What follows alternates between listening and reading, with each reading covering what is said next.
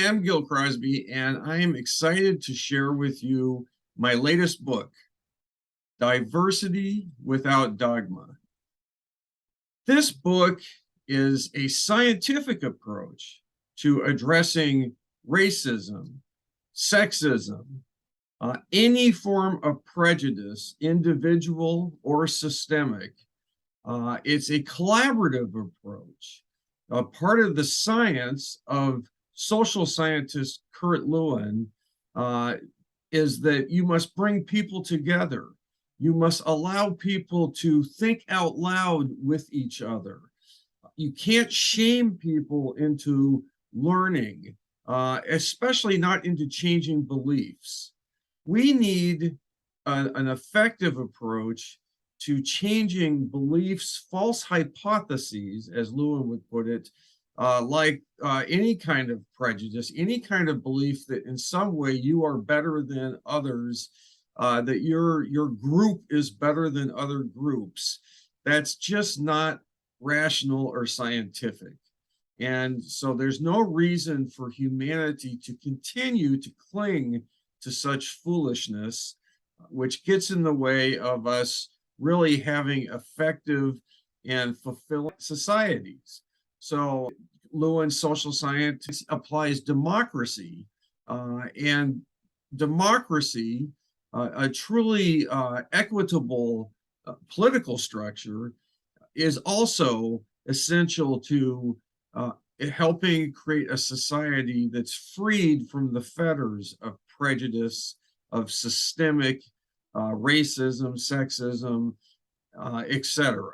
So to move forward in this highly, again, polarized topic, we need a framework. And so I have created one, again, based on the social science down here of Kurt Lewin. And so there are fundamentals, because this gentleman, Lewin, actually worked on eliminating prejudice and changing beliefs with a number of experimentations back in the 30s and 40s that were successful, very effective. And so we don't have to reinvent this stuff. We can use what is already present and available to us. We just need more people to know about it and to start experimenting with it again. And then there are social science frameworks like the interpersonal gap, which help us understand communication and misunderstanding. It's so easy to misunderstand, especially when there's a polarizing background issue like racism or race. And then we need to be able to separate in moments. It's not always about racism. Sometimes tension between two individuals or between groups is caused by other things. For instance, in an organization, it may be caused by your position in the organization. It's easy to get polarized between different layers, between management and labor. And so if you think every type of tension is about something like sexism or racism, then you're overgeneralizing. And if you, on the other hand, believe that there is no racism or sexism, then you're missing the point also, because at any time, any interaction could be affected by racism or sexism. So we need a way to separate and to think about, well, is it or isn't it that type of dynamic? And what are the implications? How can we see with eyes that don't just say it's always this or it's never that? We have to get off of that type of polarized thinking when we look at our history here in the United States and globally. If we're in denial, that's poison. And so people throughout history have been both admirable in many ways and also have been affected by these social issues, of course.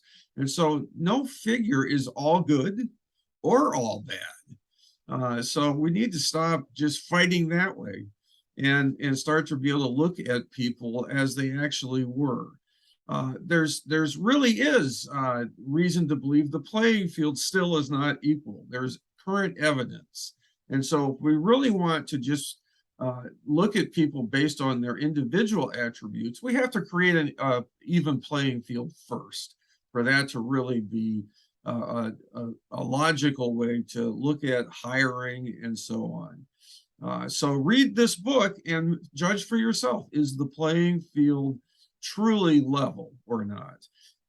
And so also, there's all kinds of behaviors and learnings that can be applied that are not about racism. We all have habits during conflict, for instance, and beliefs about whether conflict's good or bad or what is a conflict. All must be invited. So this was true to Kurt Lewin, the social scientist. If we want to make progress, we need all the help we can get.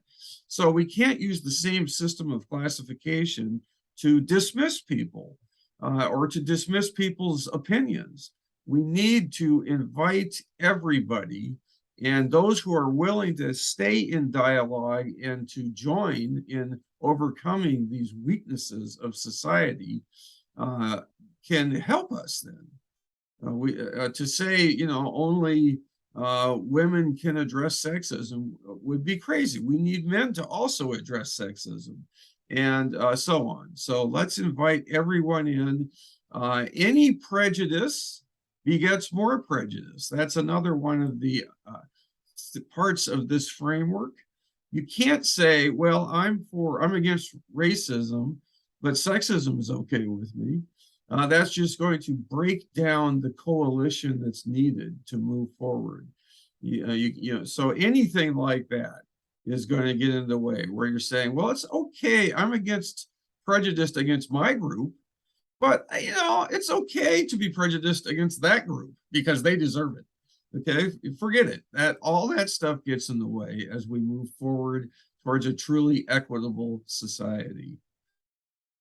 So read this book. It's by far my best book, although I'm proud of my other books. This is my 6th book.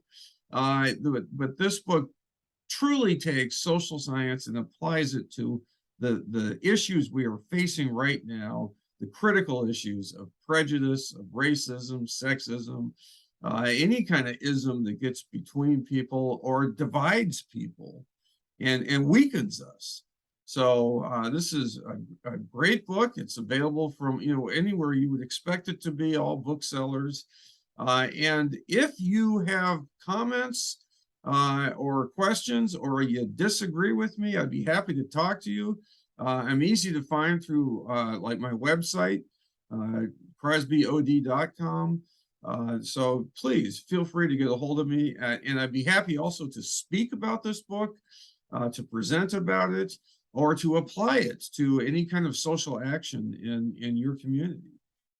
So because this is about changing organizations, but it's also about changing society. Take care. It's a pleasure talking to you about this. I look forward to hearing from you.